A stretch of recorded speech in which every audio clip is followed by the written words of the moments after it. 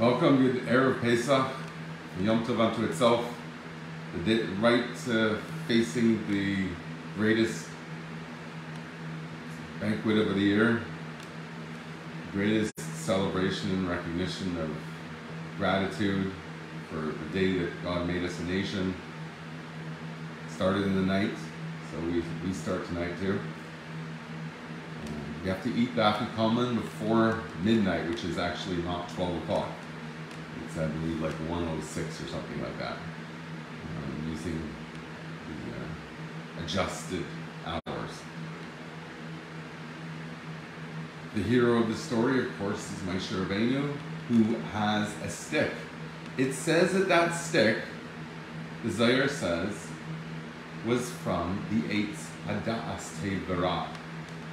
He had a stick that came from the tree of knowledge of good and evil. So Moshe led the Der Deah, the knowledge, the generation of knowledge. And it's basically an awareness of navigating a world where there is Te'Vara, there's good and bad. You need a stick to get rid of the bad sometimes. So Moshe had a stick that was described as something as that you would Lirdais Ba'arishayim, to rule over the wicked with a stick, as the Medrash says, that it's the way of a dog to be goaded by a stick, a makal. Kach Hamar Shayim Leikim Makal. That's the way that the wicked face the karmic police that hit with a stick, like the dog faces the impossible of the infinite stick. So Moshe had the stick from the tree of knowledge of good and evil to deal with the evil like you would deal with a dog. I guess a nasty dog. Our dog, we would never want to do that. The only sticks that are coming near her are bones, or the modern equivalent. It says, Bedvarim la yusar eved. You can't deal with your servant with words. You have to assert. And this appears in the Torah. It says, a person should always cause his good inclination to rage against the wicked inclination. So you wield a stick in yourself, in the two voices that you have inside you. Bezeu Inin Hamata, I'm learning from a mimer of Tafshin Lamed Zayin, the Rebbe, on his birthday. Or it's in recognizing his birthday. It happened to be the last day of Pesach. And he's speaking here, comparing Moshe, who had a stick of the tree of knowledge, to the stick that Mashiach, the final Redeemer. His stick is a different kind of stick. It's not used to push away the dog, like Moshe's was to compel the wicked to pull up their knickers or their stocking or whatever they were, to goad like you would train a dog. So you always rage against the evil inclination. You have to assert yourself with more strength. And we tag a few friends so we can make this pop. I mean, it's the busiest time of year. How could I expect? And you have to be in the right time zones too to make this happen. Yes, I can't believe that I have time to do this. So understand what we're saying. We're saying the Geula that started in Egypt was a temporary blasting of reality with miracles and obvious intercession from a higher power, by simply cracking the laws of nature that made absolutely no sense, and that's how the world ran. And you had someone, very powerful man, Moshe Rabbeinu, who had a stick that could do anything. That's a pretty good superpower, Moshe. Here we're saying it's like a stick to guide the evil, the dog-like. A dog is probably cited here because a dog is said to be a kela who's kulay lev, entirely heart. That means wherever your heart takes you, you go. The stick is the mind, I guess, asserting itself over the emotion and putting it in place. But that narrative is going to change. Yes, that's the narrative of what we're celebrating tonight, the Exodus. It all started from coming out from Egypt, coming out of the servitude and enslavement, opening our minds to see that we are not enslavable. We are inherently free, kingly peoples who have a godly power and a leader to prove it. So the Eitz Hadas was our dealing with, you have to face the obstacles, the enemies, the evil. You have to face it, but you have the power of a stick. Something's different going to be about Mashiach. And so the final redemption is going to be a different type of stick for a different purpose. And it's pretty surprising. I wonder if you can guess it. If you're just coming on Erev Pesach, if you have a minute to take yourself away from your matzah. And you could be shaking in your pants about knowing how to get the right matzah and have enough money to afford it. God bless you all. It should be as easy as you'd want it to be.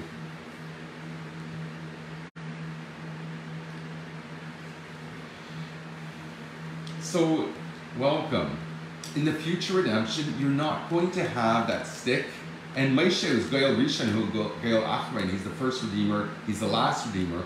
But you'll see that he comes in a different persona with a different purpose. So this type of stick, the Rebbe says here in this incredible mimer, is not relevant. You don't need the stick of the tree, from the branch of the tree of knowledge, because something's going to happen to the evil in the world. It will not have to be blasted away like the Egyptians were when we overstayed our welcome. But it says that Hashem will cause the impurity to be eviscerated, or pass away rather, from the earth. It will go on its way. It will never be, the earth will be vacant of any impropriety or inappropriateness. It will be against the nature of the very atoms of the world to do it. And so that's why Mashiach is a different type of stick. That, it says that it's called Mateuzcha, or Dei Bekera Vayvecha. It is the stick of strength. Isn't that what Gandalf called his stick? Mateuzcha, of God's might, Lahavdil, who rules amidst the enemy, his enemy.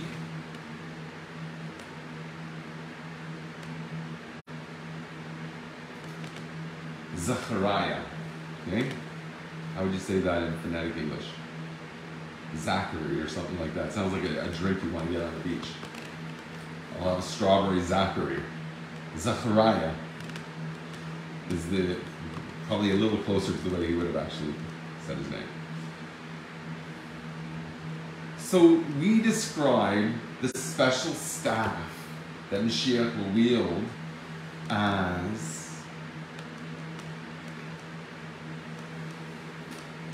something that has a lot of power, so in that respect it seems very similar. But you will rule Bekerev, amidst your enemy. I think the amidst is the key word here. Bekerev, Kara, you're very close to your enemy. Huin ashlit of Emshala, which is rule and dominion, in a way that the Gam Aivim Yashlim Itai, the verse in Mishlei, Proverbs 16:7, I believe. So Yashlim Maloshin Shlemus, the Rebbe teaches us, when it says that your enemy will Yashlim Itai, will make peace with you, it doesn't mean make peace so much as perfect you. They will be your perfection. They will bring you to being whole. Your enemy. How so? Or how is that accomplished? How could we've said Ruach HaTuma Avir min haaretz. The impurity left the earth, so the earth is now something that can be ruled without any conflict. And the enemy becomes something that perfects your how. I find that a bit hard to wrap my head around. That's why the Torah describes Mashiach's stick, his staff, as your might, your strength. So that is all about being energized and having alacrity, energy, fire, zrizut. The uzka shremat Mashiach Tkenu kasher minyan ha'ez dechagra ba'ez masneha ha'meira al zrizus. Because when we talk about your might with respect to Mashiach's staff, it's connected with the verse that describes what might is. It says ha'ez dechagra ba'ez masneha, to be girded with might.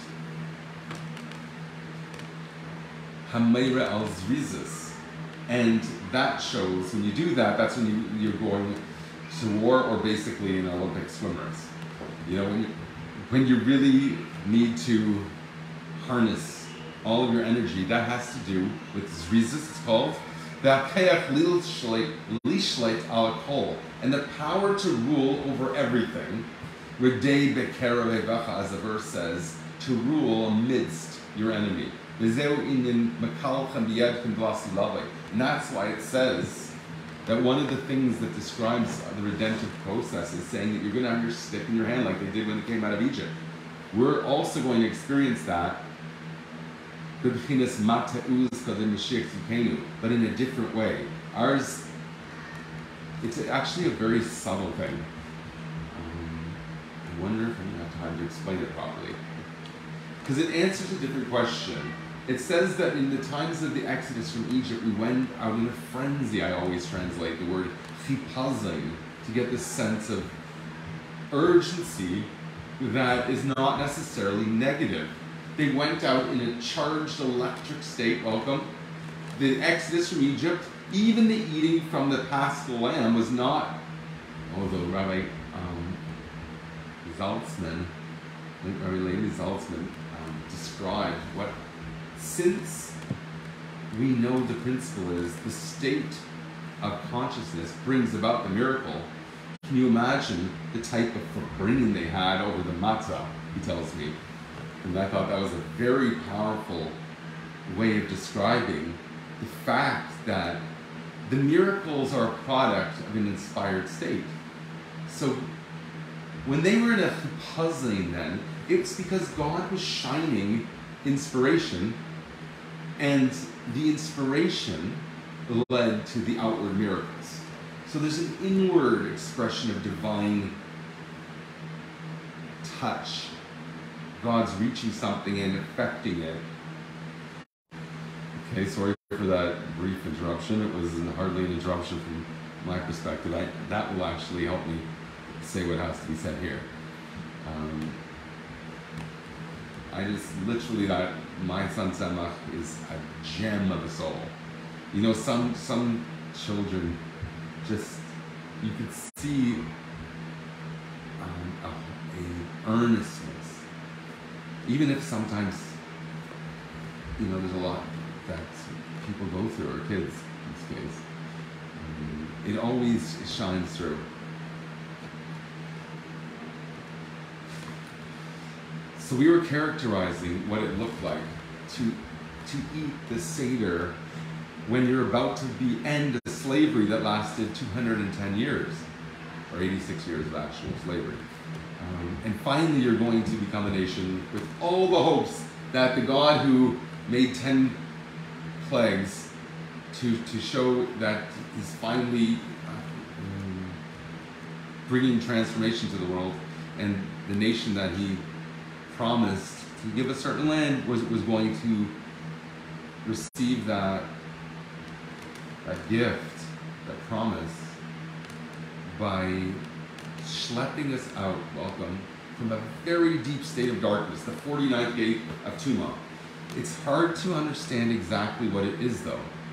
What is this impurity that the Jewish people were submersed in? In the Erebus Haaretz, the Torah describes it as being the nakedness of the earth. Every part of the earth, we've learned, represents a different part of the body. And there's the head of the earth, the Holy Land of Israel. And then there's the tail. So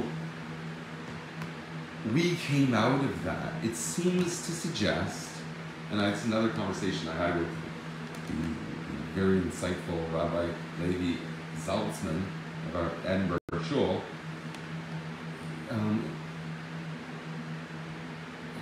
reflected on with me, that I pointed out that the Torah describes the Jewish people of having, the women, having fidelity to their husbands. In fact, there is only one exception in the entire history there in Egypt, and it describes that in the Torah. That's when Moshe kills the Egyptian for beating the husband of someone who he had violated in his absence, because he sent him on to do work, and that's what he did. And Moshe Rabbeinu, Moses, kills him with God's name. So that was the only time that happened in the entire slavery. So I was talking to him about what power, how is this possible? From my perspective, that was the characteristic, the sort of expected miracle to happen for Jewish women, is that they're protected from potential oppressors. So we see by Sarah Imenu, Sarah the matriarch, first of the Imahos,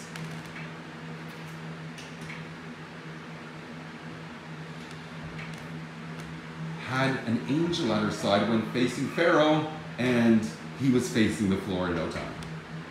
Is someone trying to get in? I have to like put a barricade when you try and get a share. So were the Jewish women protected by a spiritual force like Sarah that preceded them? Or was it more natural, philosophical, ideological, like the horrible way that the Germans, their official policy is you cannot intermingle with the Jewish race because they saw us as inferior? Just seems ridiculous. When you're afraid of someone that's inferior to you, it doesn't really make sense. It's like, hello? Sorry, it was like, you have to pick the lock? Well, I didn't mean to lock it. I'm really sorry. I'm streaming. I benched some up live. I don't know if it was heard or not, but it was. You've been blanched live on it. You made me blush with that blush. Blanched. Save some for the Seder, right? I meant to feel not. Well, I meant Harain. You know what we used to call in our family? Scheherazade. Scheherazade? Scheherazade. Herring? No, Harosas. Oh. How do you call it? Harosat. Oh, Harosat. Sounds much more normal. But okay. I love you too. So, did they have a similar ideology? Which doesn't make much sense because of that other story, that the one exception to the rule. No, actually, you could see how that's something repeated many times in history, that you get an official policy, but how they broke that into our own dismay and horror. Rabbi Zaltzman said that it seems to be the way it's described in the Torah, and the way Rashi describes it, that God is the one who protected them, much akin to my angel idea that says by Sarah. Okay, so that's like a sidebar. What were we escaping when we left Egypt, the Erebus Haaretz? Was it to do with inappropriate lewd behavior like the Egyptians were known for?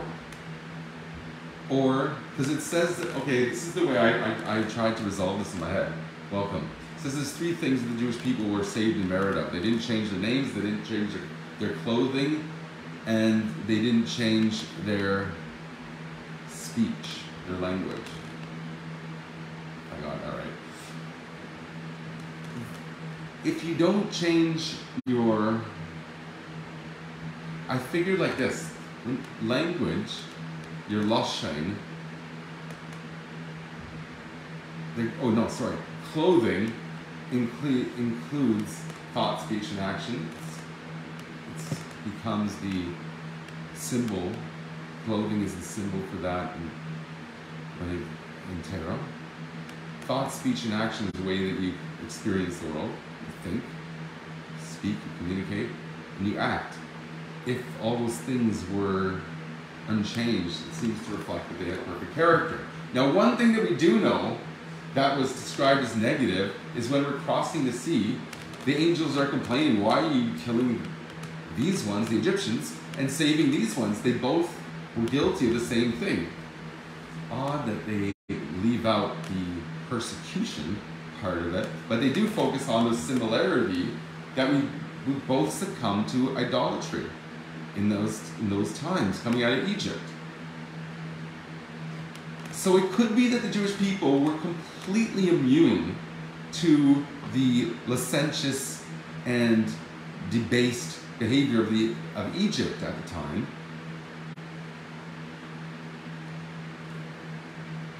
They could have been immune to it because of moral integrity.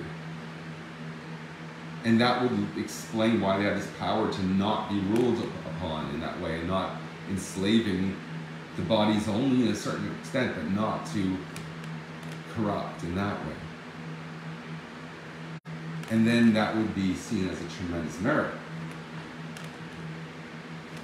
On the other hand, though, and I know this is unusual for me to just go back and forth like this, live, welcome. I really wanted to learn this with you the entire Bible, and sometimes I get a bit too ambitious.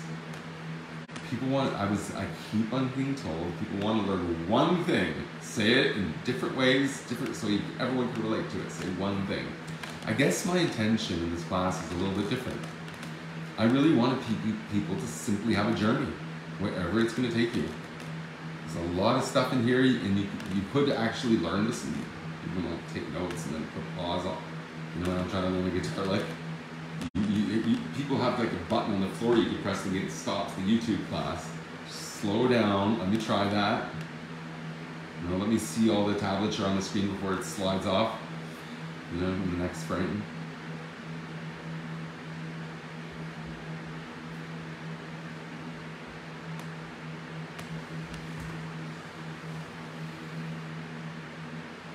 So I just wanted to say one more thing on this, everybody. I hope I remember what I want to say. That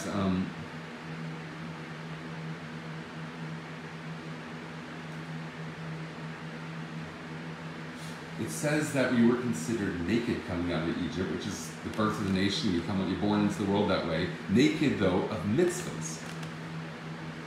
It's one of the things we'll learn about in Haggadah. We were naked of mitzvahs coming out of Egypt, and we actually had two mitzvahs.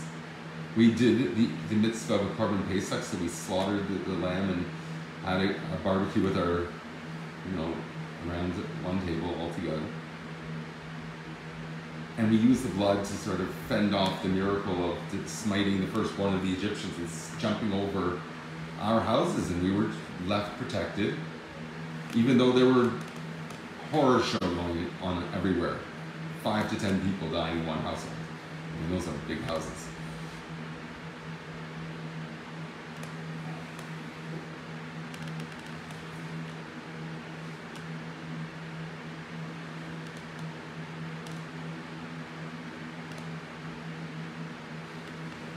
That and the mitzvah of bris milah, again, that is connected with the integrity of a Jew towards using your entire body for a holy purpose. We didn't have that before, so that does suggest that there was some problems in the friction of living amongst people that were said to be requiring extra attention from, guarding.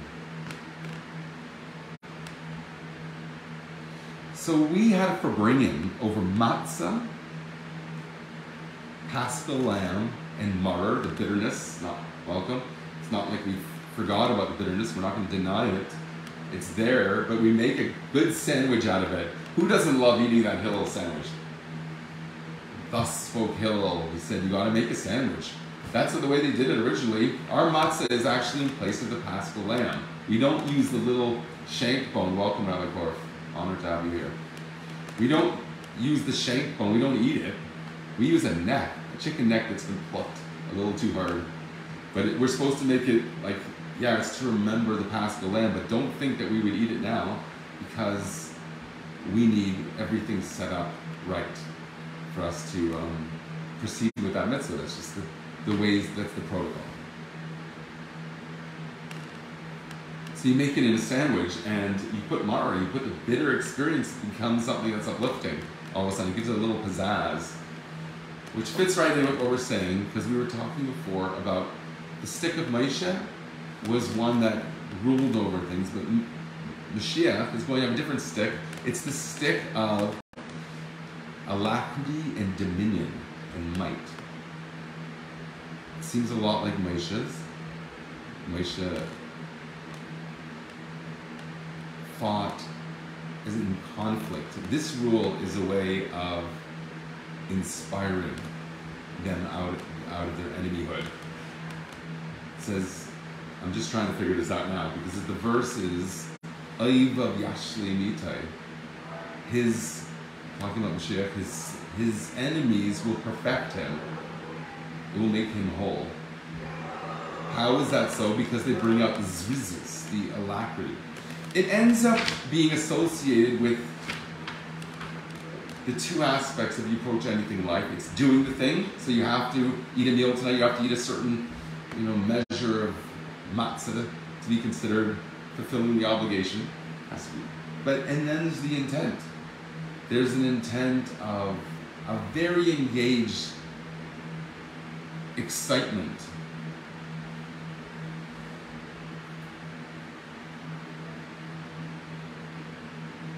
That gives us the power to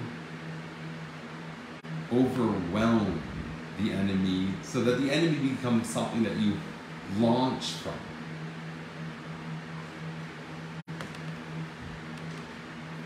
It's also something that is permanent. There's no more vicissitudes and ups and downs when you have that type of energy. So it's not like flicking away the dog with the stick, which is what the Rebbe here characterized the stick of Moshe, but one that overwhelms with energy. It's not a redirecting like you would do with a stick. You come too close, I'll push you away. But one simply of zrizus, energy.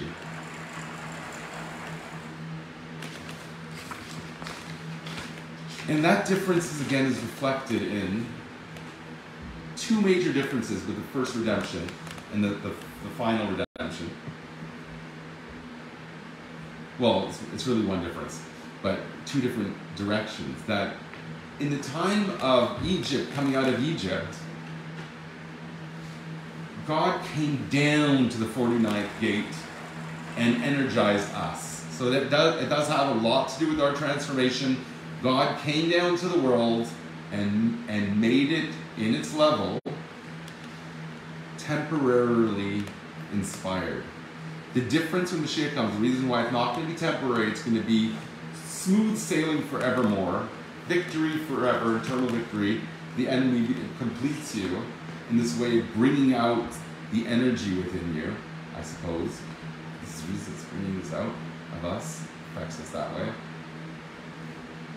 But it's also an ascending, much like the Baal Tshuva seeks to goes out of himself, like Al-Azhar ben Urdaya, not Ben Azariah, we'll learn about him tonight. Al-Azhar ben Urdaya is the model Baal Tshuva, always seeking to ascend. And the redemption of the Mashiach is going to bring out is one of where the world itself, is not seen as lower. It's the Ashes Chayil Ateres Baila, the woman of valor, becomes the crown, ascending in status. The vulnerable position to this Baal, who's the king of all kings, a lowly soul in comparison, becomes the crown of the Baal, the creator. So there's an ascension. The earth goes up. Egypt's exodus, the earth was met. In fact, it emphasizes here a few times that it's the lowest possible depth the divine inspiration came to. It went to that zone and temporarily brought it on the right path. It stayed low though. It now had the potential to be elevated and become godly, especially when they got the Torah. From now on, everything can become holy. The physical world can become holy finally. They hadn't got the Torah at the time of the Exodus, and it was a very temporarily inspired state that reached the lowest possible levels. But those levels stayed there when it sort of faded. Even after the giving of the Torah, it faded with the 40 days in the golden calf. Same problem that was discussed before about crossing the sea. Why would we be saved if the Egyptians who were idolatrous were killed? Both of us in those times worshipped idolatry. The same type of thing here. That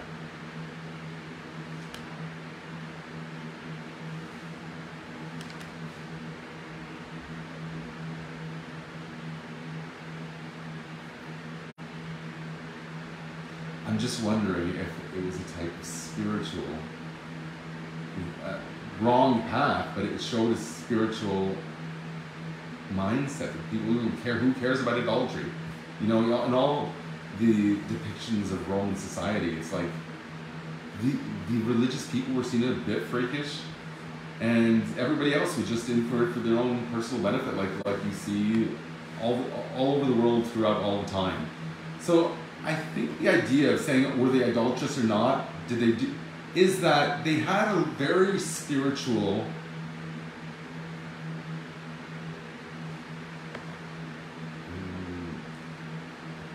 commitment. They were in a spiritual world that went askew. It's hard to understand because the tribe of Levi was the teacher tribe, and they had Moshe Rabbeinu, they had Amram, his father at least, who was a great teacher of people.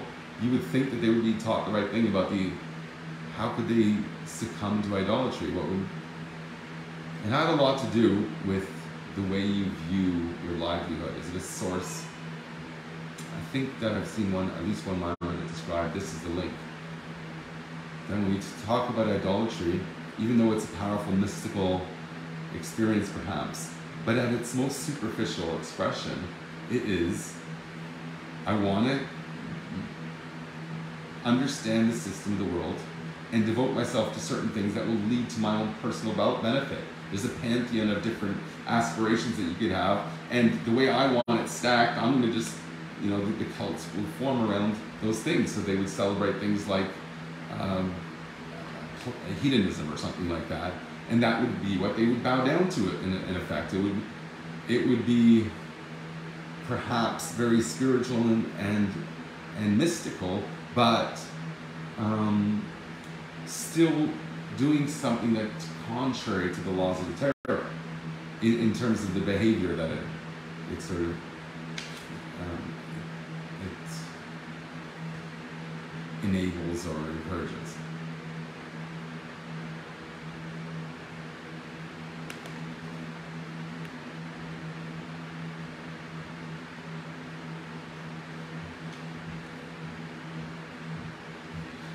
So you could see then that to be taken on a sort of truthful path, it's not so different than we're doing. It's not so unfamiliar.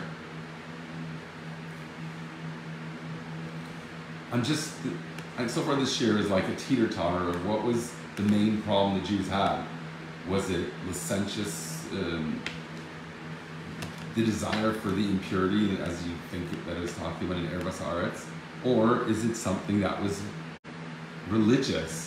They worship idols? How can they worship idols? It's hard to understand.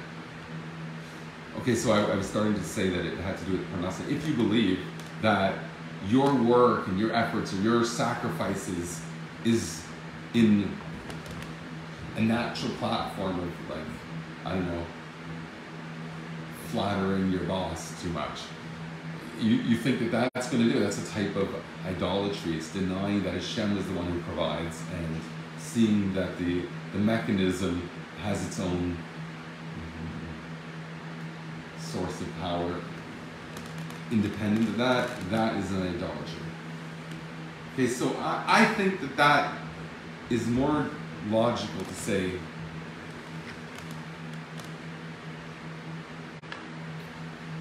I mean, it's not like I researched that particular topic and came here to speak about that. It's just something that is really drawing my attention here.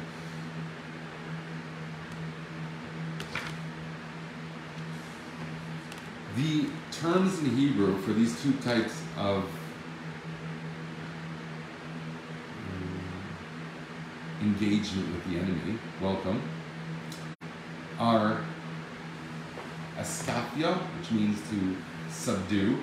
You desire to do something and you push it away, askapia, and ishapcha, to transform.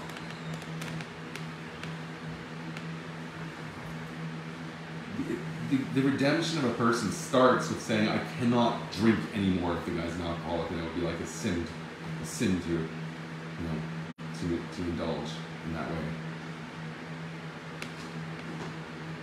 Compared to the completion of a redemption, the rectification of the person's soul, or the soul doesn't need to be rectified, but of the person himself, I should say.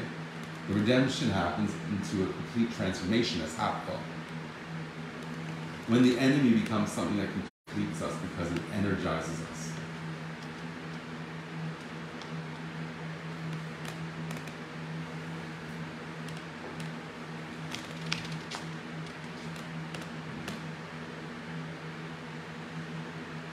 Okay, and there's also a very interesting dichotomy here that's traced between the Arizal and the Zohar, and that also is a bit astonishing. Did you think that the Arizal could argue with the Zohar? Or did you think that the Arizal is a continuation of a mystical teaching that starts with the classic work of the Zohar? Here it seems they're on an even keel, describing here two opposite things. Let me just back up a little. That the Bekia, the split, here we're going to split the seed. In Passover, that's the finale. It's all about splitting the sea. The sea has to do with speech. Mashiach's going to split something also a body of water, but one that's moving, that represents thought. We're going to split through thought itself. Speech is more superficial. Not the topic today. So there's going to be a splitting in the future to come, splitting of a river into 7 channels as opposed to 12 pathways. It's interesting, they draw a semicircle of the path in the Sea of Reeds, or more correctly, the Yam Suf. Not the Red Sea, but the Sea of Reeds. Suf, the Seifa, the end. It is split in the end, the Yam Suf. But in the final end, that was the end of our, the enemy, but it was destroyed. They made a semicircle back to the west side of the body of water.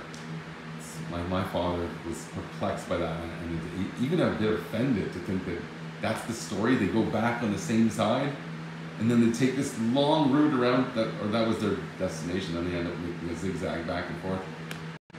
But in the sea itself, they came out the same side. That's hard to even fathom. And they had 12 paths, not like they show in every single. It's hard to show the 12 paths and look like a puzzle or something, or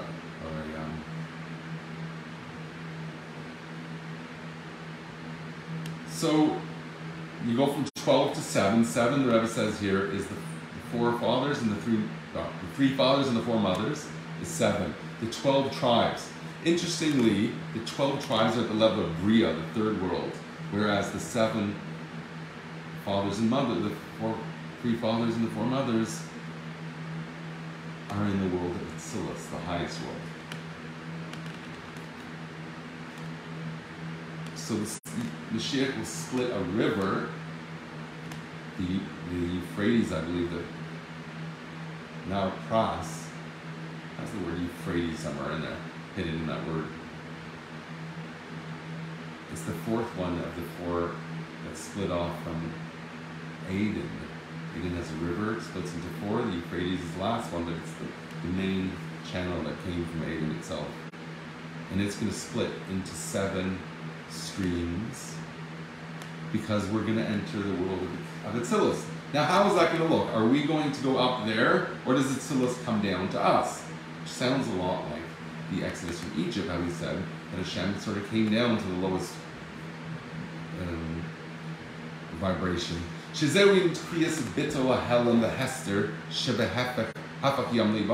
Which is similar in the way to the splitting of the sea in the time of the Exodus. That is representing how you can't see what's at the bottom of the sea, but if you split it, you can see all the, coins that people threw in there and making a wish or whatever they did. Everything, all that is hidden now is revealed. So the concealment of an ocean, what that represents, becomes a dry land where everything's revealed. So when something's hidden, it's because there's something to hide. Think about it. And that hidden thing is what comes out. According to 2 perspectives. Das Ha'arizal, 647, we're still doing okay with time. The opinion of the Arizal, the mystic who lived, I believe, around like 1100 or 1300. He explains that the highest realm, the divine world, will come down into the creative world. It's a descent. It's an imposition. Yeah? What? Hi, who is it? Hi, Mushki. Yeah, she's coming to take care of everything.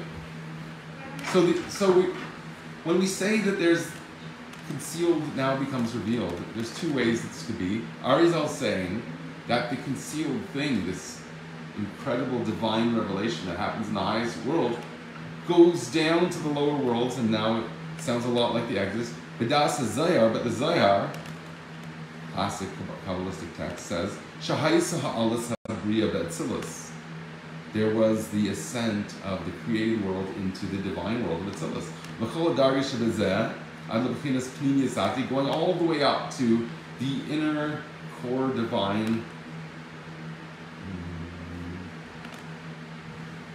character. I don't know, it's Atik, usually associated with will. So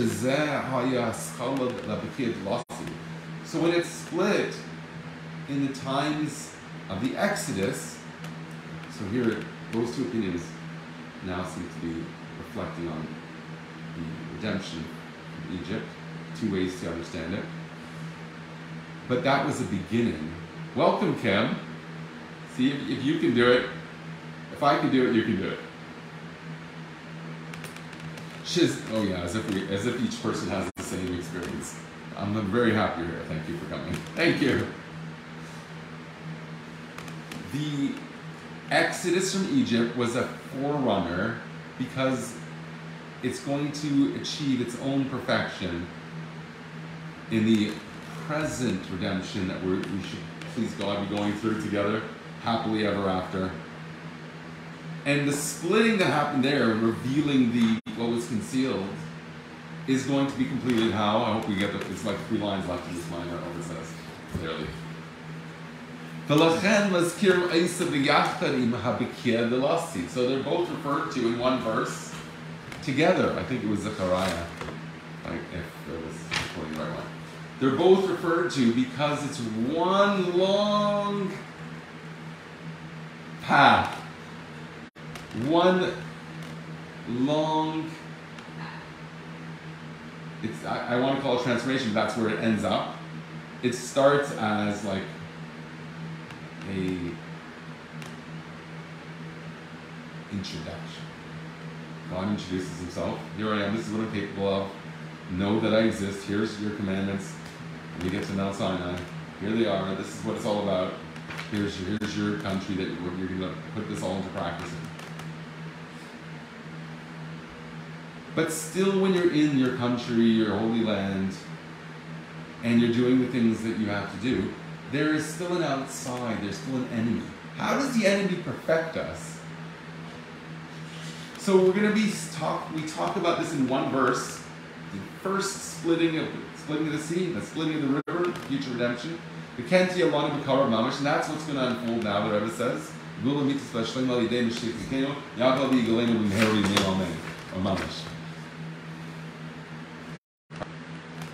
Okay, sorry about that interruption. It was very important again. That I think I spoke to all my children.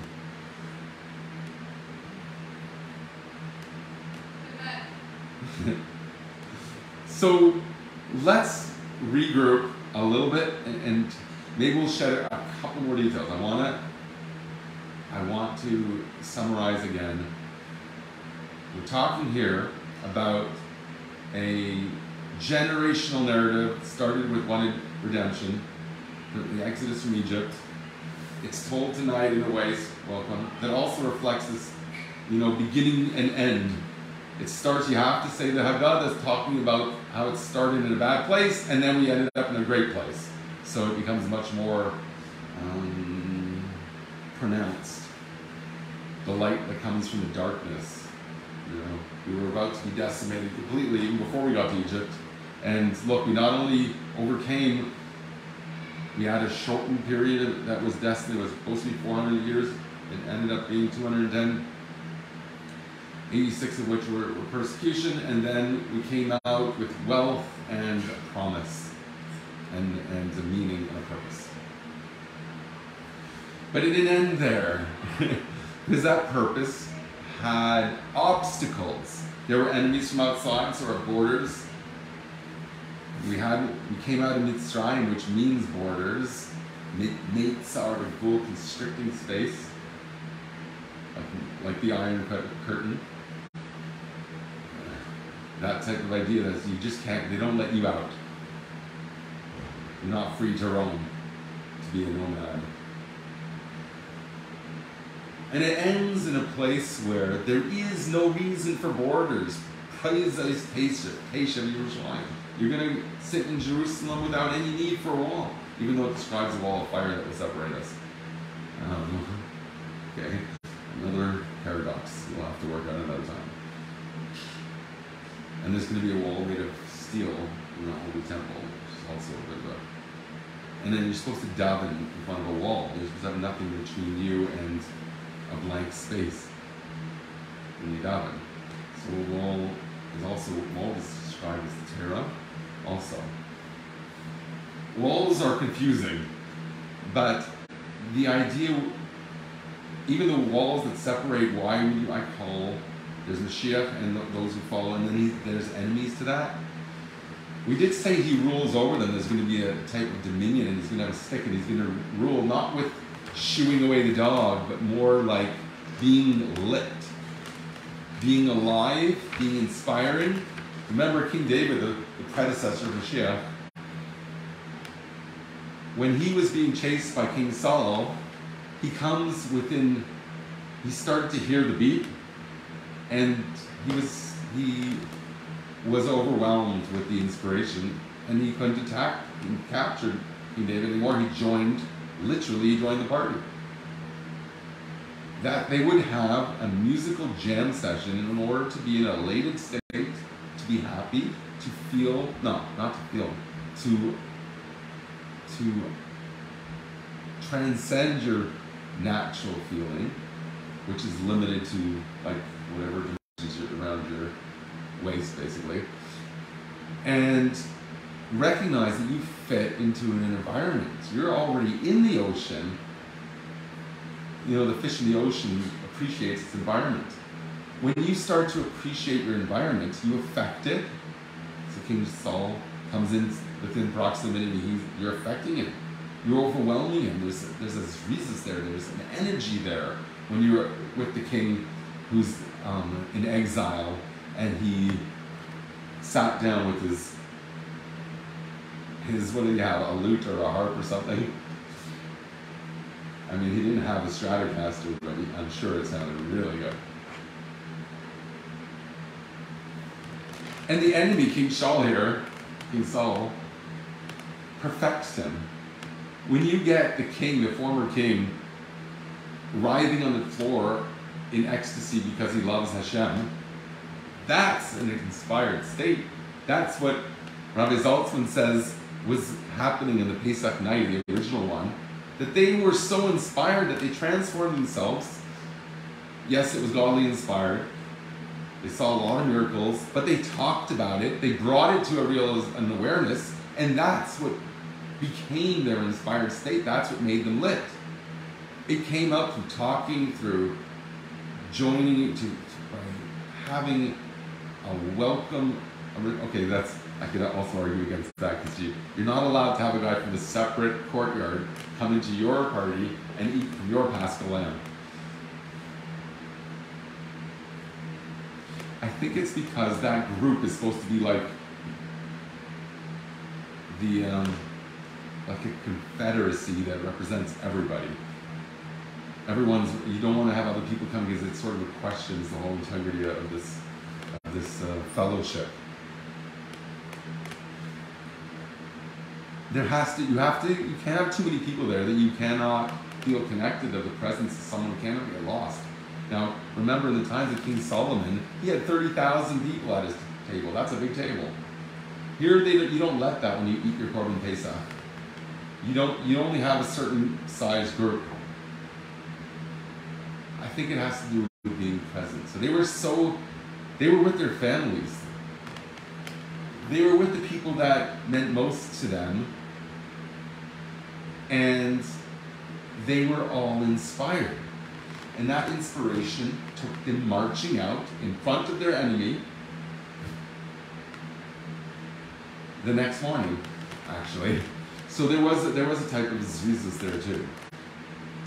Let's go back to the exact words that we said to differentiate. We say Moshe's stick gave the tree of knowledge of good and evil. And how do we describe it? As shooing away the dog. We spoke about that at some length. And it's analogous to raging at your Yetzer Hara. But in the future to come, the Yetzer Hara is not going to be an impediment, it's not going to be an obstacle. It will become the thing that perfects you. That, I think, is very important to understand. Okay, one more thing. To put this in terms of, this is very interesting. The mitzvah itself of eating the Korban Pesach, Paschal Lamb, this feast that we're commemorating the same day so many years later, it was an actual mitzvah to be done in a frenzied state. You have to have your stick. Can you imagine trying to eat with one chopstick? You have your stick in one hand, it's too big to chopstick with, and you're wearing your tight undies or whatever. Because masneich and chagurim, you have to be girded, ready to go, ready to march, and shoes on feet. The Rebbe goes through each one of those and how it started in the Exodus from Egypt and how it's different in the future redemption. I said, touched on some of the points there.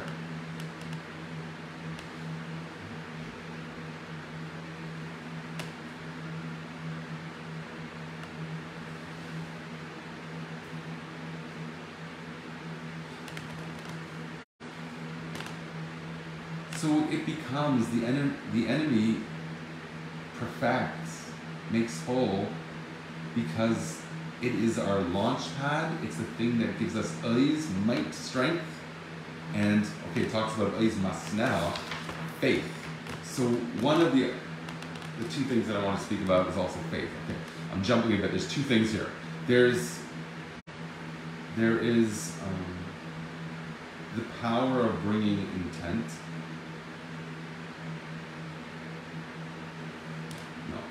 No. We were talking about how the mitzvah itself, the mitzvah itself was to be eaten in a frenzied way and to be in a very like alert state coming out from Egypt. I mean, there was screaming going on all over the streets nearby, and yet that's a very welcome. Thank you. That's a very intense backdrop to this all going on. The future redemption, it says, "Loi b'chipazayin." You're not going to go out in a frenzy. There's three things that we just said that are comparable, that are similar between the Exodus from Egypt and the future redemption. But that's only in the preparation stages. When you actually are prepared and you're now living it, it is supposed to be with tranquility, like b'chipazayin. That redemption, even that splitting of the river there, not the sea, is one that's done through tranquility. The preparation for it is energized, and it's transformative, and it affects the environment around you. Okay, so just to summarize briefly, the mitzvah was to be alert in Egypt. That state of alertness is reflected in the preparation stage of the current redemption that we're hopefully going through. I mean you and me, in a real way. The preparation for it requires a lot of attention, a lot of effort, a lot of exertion, a lot of energy, of excitement. But where it takes you is a sort of inspired tranquility through that. And it eventually comes out. So the miracles are so intense that you're constantly challenged to have a deeper faith. You having das, your awareness, your present experience is something that becomes more and more intense, kamayim liyamakasi, and immersive in knowledge and experience. I mean experience in the sense that you're present and experiencing something. And yet, you have to constantly be inspired to a deeper faith, the awareness that Hashem is infinite, love is infinite. The ability to connect with infinity is an infinite journey. So that's where faith comes into this. And Chagra ba'ez masneh, the zrizas is girding with faith. Our faith will always transcend our knowledge. It says here it's in length. That your appreciation of divinity, your awareness of it, your awareness even of miracles is going to always be exceeded by the faith that there's deeper things happening than you can even imagine, and eventually that secret will be shared with you too. Seed to flower and fruit. The seed diminishes, it explains in Tanya, in the earth. So it starts with bittul, it's pushing away, and it flowers and not only blossoms, but it gives its own fruit, which contains the seed, and it goes on forever. So every moment seeds off into infinite other moments. When we assert ourselves and take the very accessible power keg of energy that's existent at this time, when you have peace in most of the world. How could we say that with the headlines? But Are we at war or are we at peace? It's hard to know where our world is, especially with the power of the media that's so all-encompassing these days. I mean, in the olden days, did you see that one with Tom Hanks? He has to read to the people who know how to read. So he goes out, he's out west, he walks along the road and goes from town to town reading the headlines. He was the beginning of the internet, the forerunner of Tom Hanks, forerunner of the internet. That was, they got like maybe once every 3 years, they might get a little information. And nowadays, we're flooded with information, and we end up becoming an armchair general past the popcorn. And I'm not saying it's bad. I'm just saying you got to put it into a deeper picture that there is an author to the whole thing, and the biggest of all powers, which are the kings, etc., are the most controlled by your tefillahs, your relationship with Hashem. Hashem's in charge. Hashem makes your life experience unfold for you. The entire world is affected. I have to experience whatever someone else is. The guy sitting beside me, his prayers and life story is miraculously intermingled with my own. Somehow when I summon the power to better myself, that affects this other guy beside me. If you hang out with someone long enough, you will be able to read each other's minds. And there's even a source in Hayamim for that. 7:08. I should probably get going. It's a bit longer than the time. Okay, I know it was very circuitous, much like the path in the splitting of the sea. If I get a chance, please God, to learn more of this, we're going to continue this, I think, because there's a lot here. This is basically an introduction to it, because I want to learn the whole thing with you. It's about the splitting of the sea is the Shvi Shel Pesach, the 7th day of the holiday of Pesach. So I like to learn about how things end. I think it's important to know what your religion says is the ultimate stage, because that's going to be the whole purpose of all of creation. So look to the end, find out what it is, say, is that something that I believe in? And then throw yourself at it with everything you got. Have a wonderful, blessed Pesach.